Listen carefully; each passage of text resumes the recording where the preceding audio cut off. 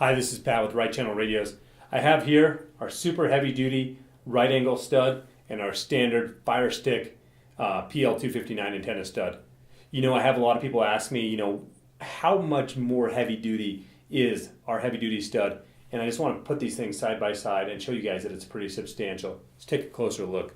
So you can see side by side that our super heavy duty stud is, significantly thicker, and it's just a really beefy, well supported antenna stud. These things are great, the standard PL259 antenna studs. But if you want to run like a 102-inch whip antenna, or maybe a super heavy duty Monkey Made, it's not a bad idea to get something like this, just because it's going to be able to take the additional torque that those long antennas kind of dish out.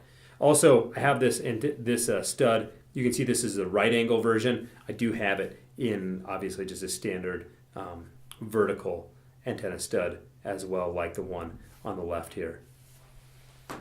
Both these are great products. Just keep in mind, if you are going to run, a super long antenna like a 102-inch whip, maybe a really long Monkey Made center load antenna, something similar to that, I do recommend that you guys consider getting a super heavy duty stud over just a standard PL259.